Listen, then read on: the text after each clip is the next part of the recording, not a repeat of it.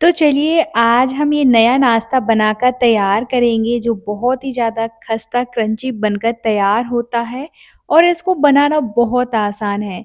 मिनटों में आप इसको बनाकर तैयार कर सकते हैं और सबसे अच्छी बात ये है कि आप इसको स्टोर भी कर सकते हैं। तो चलिए इसको बनाना स्टार्ट करते हैं। सबसे पहले इसको बनाने के लिए हमें चाहिए पड़ेगा मैदा। साथ ही में मैंने यहाँ पर 1 कटोरी मैदा लिया है, साथ ही में मैंने आधी कटोरी यहाँ पर सूजी को ऐड किया है और आधी कटोरी हम गेहूँ का आटा यूज़ करेंगे। और साथ ही में डाल देंगे इसमें हम अजवाइन को इस तरह से क्रश करके, अजवाइन को ज़रूर से डालिएगा, इससे बहुत ही ज़्यादा अच्छा फ्लेवर आता है। इसके बाद इसमें हम डाल देंगे मोइन के लिए ऑयल, सो 2 से 3 चम्मच हम मोइन के लिए ऑयल डालेंगे इसमें और साथ ही में इसमें हम डाल देंगे टेस्ट के अकॉर्डिंग नमक।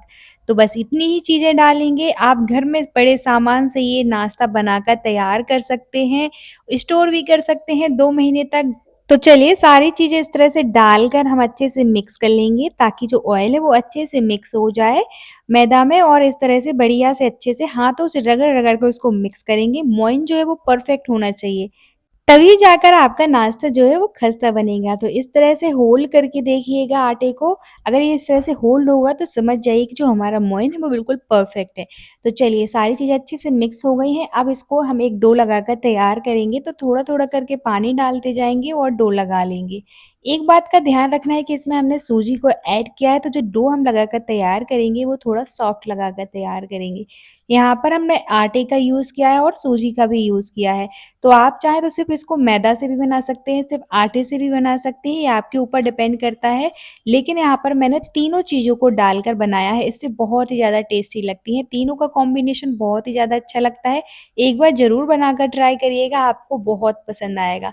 आप इस नाश्ते को सिर्फ़ और सिर्फ़ मैदा से भी बनाकर तैयार कर सकते हैं। तो देखिए थोड़ा-थोड़ा करके पानी डालते जाएँगे और इस तरह से हमें सॉफ्ट डो लगा लेना है। सॉफ्ट डो लगाएँगे ताकि जो सूजी है वो हम रेस्ट पे रखेंगे अपने डो को तो वो सूजी फूल जाएगी और हमारा जो डो है वो थोड़ा हार्ड हो जाएगा। तो इस तरह से सॉफ्ट डो ही लगाइएगा। बहुत आसान सी रेसिपी है, घर में पड़े सामान से ही हम इस नाश्ते को बनाकर तैयार करेंगे। जब भी कोई फेस्टिवल है, इस दिवाली आप इस तरह से ये वाला नाश्ता ज़रूर बनाइएगा और स्टोर करके रखिएगा, आपके बच्चों को बहुत पसंद आएगा। चलते-फिरते आप कभी भी इसको खा सकते हो, सफ़र में या कहीं ट्रैवल कर रहे हैं आप, तो भी इसको आप साथ में ले जा सकते हैं। तो चलिए अब डो को हम साइड में रख देते हैं रेस्ट पर, तब तक हम एक मसाला तैयार करेंगे जिससे हमारा नाश्ता और भी ज़्यादा टेस्टी बनेगा। तो सबसे पहले यहाँ पर हम डालेंगे थोड़ा-सा काला नमक, साथ ही में कश्मीरी लाल मिर्च को ऐड करेंगे। हम यहाँ पर चाट मसाला ऐड करेंगे, जीरा पाउडर और थोड़ा-सा काली मिर्च पाउडर डालेंगे। बस ये सारी चीज़ों का एक मसाला तैयार कर लेंगे, अच्छे से इस तरह से मिक्स कर लेंगे। ये मसाला बहुत ही ज़्यादा टेस्टी लगता है अगर आप इसको भी ऐड करते हैं अपने नाश्ते में। तो चलिए हमारा मसाला जो है वो बनकर तैयार है, इसको हम साइड में रख देते हैं। अब लेंगे हम घी, तो पिघला हुआ घी लेना है, उसमें हम डालेंगे मैदा। तो यहाँ पर 1 चम्मच हम घी लेंगे और 1 ही चम्मच इसमें हम मैदा डाल देंगे और इस तरह से एक स्लरी बनाकर तैयार कर लेंगे। तो देखिए यहाँ पर इस तरह की हमें स्लरी चाहिए है, आप घी की जगह ऑयल का भी यूज़ कर सकते हैं, लेकिन कोशिश करिए कि घी ही लीजिए। इससे क्या होगा कि जो हमारा नाश्ता है वो परफेक्ट अच्छे से बनकर तैयार होगा। तो यहाँ पर स्लरी बनकर तैयार हुई है, अब हम अपने डो को चेक करेंगे, अच्छे से मसल लेंगे इस तरह से। देखिए डो जो है वो थोड़ा हार्ड भी हो गया है क्योंकि सूजी फूल गई है। अब इस तरह से हम एक बड़ा-सा पेड़ा बनाएँगे, जैसे हम रोटी बनाने के लिए पेड़ा बनाते हैं, बिल्कुल उसी साइज़ का हम एक पेड़ा बनाएँगे और इसको बिना ऑयल या आटा डस्ट करे आप इसी तरह से बेल सकते हैं। तो इस तरह से हमें उसको रोटी की तरह पतला बेल लेना है। थिकनेस हम जैसी रोटी बनाते हैं बिल्कुल उसी तरह से रखनी, ना ही ज़्यादा मोटी और ना ही ज़्यादा पतली। तो आप चाहें तो इस तरह से उसको गोल-गोल एक ही साइज़ की रोटी बनाकर तैयार कर सकते हैं, लेकिन मैंने यहाँ पर एक इवन शेप मिल सके तो मैंने यहाँ पर इस तरह से कोई भी आप कटोरा ले लीजिए या फिर कोई ढक्कन ले लीजिए, तो उसको इस तरह से शेप दे दीजिए ताकि हमें एक इवन शेप मिल सके। हमें यहाँ पर इसी तरह की 4 रोटी बनाकर तैयार करनी है। आप चाहें तो इक्वल साइज़ की लोइयाँ बनाकर इक्वल साइज़ की इस तरह से 4 रोटियाँ बनाकर तैयार कर लीजिए। लेकिन जो है साइज़ में वो सेम ही होना चाहिए, तभी जाके हमें आसानी होगी आगे नाश्ता बनाने में। अब एक रोटी लेंगे, उसके ऊपर हम सेलेरी को इस तरह से लगाएँगे और थोड़ा-सा मैदा को इस तरह से हम डस्ट करेंगे।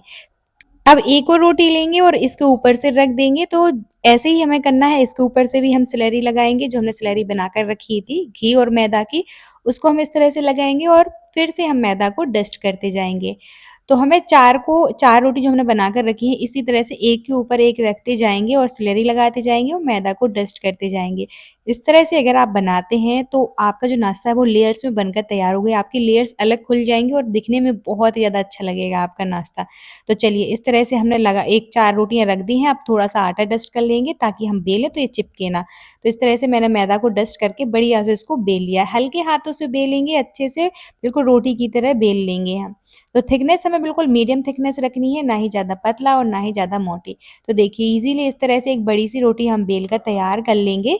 तो अच्छे से मैंने इसको बेल कर तैयार कर लिया है। अब हम कोई भी ढक्कन लेंगे तो हमें इसको कट करना है। शेप आप अपने अकॉर्डिंग दे सकते हैं, लेकिन यहाँ पर मैं थोड़ा यूनिक शेप देने वाली हूँ आज इसको, काजू का शेप देने वाली हूँ। तो इस तरह से आप कोई भी ढक्कन लीजिए, कोई भी तो इस तरह बॉटल से का। हमें काजू का शेप दे देना है। आप किसी भी शेप में इसको कट कर सकते हैं, लेकिन थोड़ा काजू का शेप जो है वो यूनिक लगेगा, तो इस तरह से ढक्कन से कट करते जाइए।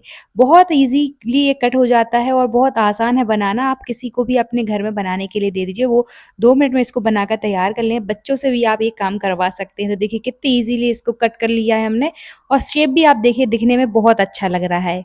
तो इसी तरह हम सारे नाश्ते को काजू के शेप में कट कर लेंगे। तो देखिए कितनी इजीली ये कट होता जा रहा है। बहुत आसान सी रेसिपी है, एक बार ज़रूर बनाकर ट्राई करिएगा। यूनिक सी रेसिपी है, दिखने में बहुत अच्छा लगता है, बच्चों भी बहुत चाव से खाएँगे। तो इसको आप एक बार बना लीजिए और महीनों तक स्टोर करके रखिए। कोई भी त्योहार है आप उसको बना सकते हैं, चाय के साथ इसको सर्व करिए, मज़ा ही आ जाएगा। आपको ज़्यादा मेहनत भी नहीं लगती, घर में पड़े सामान से ही, बेसिक चीज़ों से ये नाश्ता बनकर तैयार हो जाता है। खाने में बहुत ही ज़्यादा खस्ता और क्रंची बनकर तैयार होता है। तो देखिए इसी तरह से हमें सारे नाश्ते को काजू के शेप में कट कर लेना है। तो चलिए इस तरह से मैंने पहले से ही कट करके रख लिए हैं, अब हम इसको करेंगे फ्राई। तो गैस का फ्लेम जो है वो हम अभी लो ही रखेंगे, जब हम डालेंगे उस स्टेज पर हमें गैस का फ्लेम लो ही रखना है। ज़्यादा गरम नहीं होना चाहिए, नहीं तो जो हमारी लेयर्स हैं वो खुलेंगी नहीं अच्छी। तो मीडियम हॉट ऑयल में ही हम इनको डालेंगे। जब ये अच्छे से पकने लगा, इस तरह से बबल्स आने लगे, तो 2 मिनट बाद हम गैस का फ्लेम जो है वो हम हाई कर देंगे। तो देखिए इस तरह से अगर आप मीडियम फ्लेम पर इसको पकाएँगे ना, तो आपकी लेयर्स वो अच्छे से खुल कर आएँगी और उसके बाद आप गैस का फ्लेम हाई कर दीजिए और इस तरह से बीच-बीच में चलाते रहिए ताकि जो हमारा नाश्ता है वो इवनली फ्राई हो। तो देखिए इसकी लेयर्स कैसे कितने अच्छे से खुल गई हैं। तो इसी स्टेज पर हम गैस का फ्लेम हाई कर देंगे और इसको बढ़िया से क्रिस्पी और गोल्डन ब्राउन होने तक हम इनको फ्राई करेंगे।